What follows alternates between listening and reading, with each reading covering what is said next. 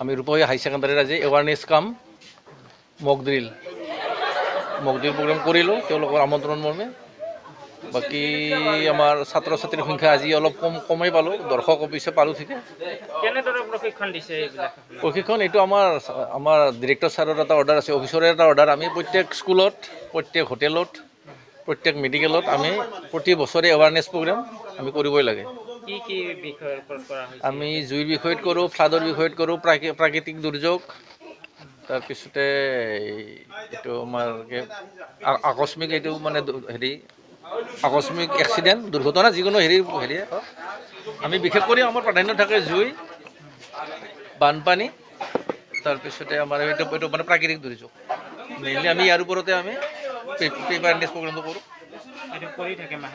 আমি মাহে মাহে মানে আমাৰ 12 মাহে চলিয়ে থাকে এইটো। আমি প্ৰত্যেক স্কুল, কলেজ, মেডিকেল, আমাৰ যিবিলাক হোটেল, ডাঙৰ ডাঙৰ আমাৰ হেৰিবিলাক যি আছে, আমাৰ বিজনেছ কমপ্লেক্স, মাৰ্কেট, এইবিলাকত আমি কৰি থাকোঁ। ৰাইজক কি মেছেজ কৰিব, কি আহ্বান জনাব? এইটো আমি একচুৱেলি আমি ৰাইজক আমি সজাগতা মানে কৰাৰ উদ্দেশ্যে আমি এইবিলাক কৰোঁ। কাৰণ সচৰাচৰ দেখা যায় আজিকালি মেক্সিমাম এই বিষয়ে আমি ৰাইজক সজাগতা কৰোঁ। আৰু LPGৰ বিষয়ে মানুহে বুজি নাপায়, তেওঁলোকে তাৰমানে ভেলিডিটি নোহোৱা চিলিণ্ডাৰ লৈ আহে। এই বিষয়ে মানুহক আমি সজাগতা কৰি আছোঁ এই এৱাৰনেছ প্ৰগ্ৰামৰ থ্ৰু।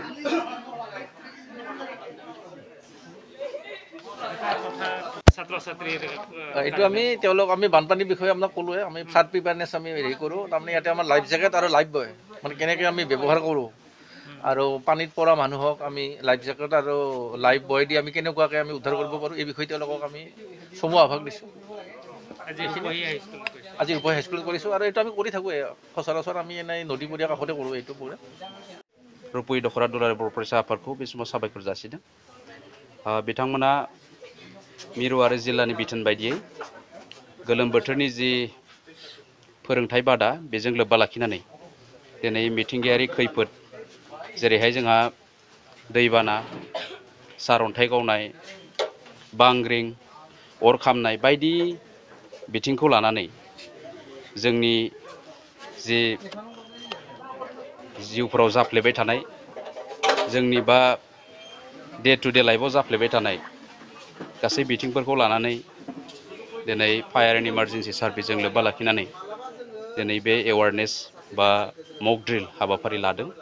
दा बेवहाय जोबोद माने गोग्गाथाव जादों जोंनि फरायसाफोरखौ आरो जोंनि इयुन जोलैखौ बेनि गेजेरजों माने जाहाथे गाव गावनि जिउआव सांग्रां जानायजों लोगोसे जोंनि साखाथिनि सुबुंफोरखौबो गाव बासायनायजों लोगोसे, गाव रैखा मोननायजों लोगोसे गाव गावनि साखाथिनि, गाव गावनि माने बाय बाहागि, गावनि माने साखाथिनि सुबुंफोरखौबो बेनिफ्राय माबोरै रैखा मोनहोनो हायो बेनि बागै मोजाङै जोंनिफ्राय बे फायार एन्ड इमार्जेन्सि सार्भिसनिफ्राय बेखौ फोरोंथाय होफैदों बा बेवहाय मक ड्रिल बानायफैदों। बेवहाय माने जोबोर जोंनि फरायसाफोरनि थाखाय बे हाबाफारिया गोनांथार आरो बे मोजां जादों, मोजां हाबाफारि जादों। बेखायनो दा बेवहाय दखरा आफादा, रुपयी दखरा दुलाराय बर' फरायसा आफादा 3 जुलाइनिफ्राय जागायनानै 17 जुलाइसिम बिसोरो लादों। दा बेवहाय दिनैनि जि मक ड्रिल हाबाफारि बेयो सानसेनि थाखाय जाबाय, आरो बिनि बादैबो जिल्लाया बिथोन हरनाय बायदि जोंहा बेनि गेजेरजोंनो कचिं क्लासनि गेजेरजों जोंहा माने खन्थाइ लिरनाय, जोंनि माने मोसाग्राफोरा मोसानाय, आरो जायफ्रानोखि बेनि गेजेरजों मोनसे माने जों एबार मोनसे एक्सट्रा अर्डिनारि माने कचिं क्लास खालामनायनि बा फोरोंथाय बादा होनायनि मोनसे थांखि लानायजों दिनै बे हाबाफारिखौ बिथांमोना सानसेनि थाखाय लादों। आरो बेबायदिनो जालांबाय थागोन। जोंहा मोनसे बेबायदि जिल्लाया थांखि लाखानाय दङ बा जिल्लाया बिथोन हरखादों। दा बेबायदिनो बे कचिं क्लासनि गेजेरजोंनो बांसिन माने जोंनि साइन्स एन्ड टेक्न'लजिनिफ्राय लानानै आरो दिनै AI नि जुगाव बेबायदि माबाखौबो बे गोलोम बोथोरनि जि फोरोंथाय बादा बेजोंनो होलांगोन। दा बेवहाय बिथांमोना दिनै मक ड्रिलखौ दिनै बानायबाय, आरो आं स्पेसियेलि साबायखर जासिदों बे हाबाफारिनि थाखाय।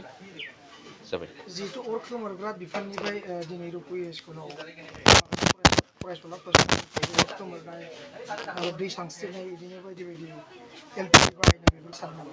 दा बेनि गेजेरजों जोंनि दिनै माने जोङो नायोबा टटेल मोनसे ओनसोलखौ नायोबा जों माने गासै बिथिंखौ नायोबा दिनै माने गेस गैयै न'खर जोंनि माने बर' हारियाव बा जोंनि बे ओनसोलाव रावहाबो गैयै माने गैला आरोखि दा बेवहाय गेसा जे मालाबा माने अर जोङा बेखौ सोर गेरेन्टि लानो हायो गेसा जे जोंनियाव माबा मोनसे माने लिक जानानै बेबायदि जाया बेखौ जों रावबो गेरेन्टि लानो हाया बियो माने जोंनि जिबनाव जोंनि जिउआव माने गोनांथार मोनसे आयदा होननानै आं सानो मानोना बेबायदि जायोब्ला जों माने दिनैनो माने जायनि सिगां जुदि साबधान जानो हायोबा बिनिफ्राय जोङो माबोरै बेखौ खोमोरनो हायो बेनिफ्राय जों बोरै रैखा मोननो हायो दिनै बेखौ जोंनि फरायसाफ्रा रोंना थांनाया माने ओरैबायदि मोनसे गोनांथार बा बेखौ रोंनाया जोंनि थाखाय मोजां जोंनि फरायसाफोरनि थाखाय जोंनि इयुन जोलैनि थाखाय बे जोबोद माने बाख्नायथाव आरोखि रोंना थानाया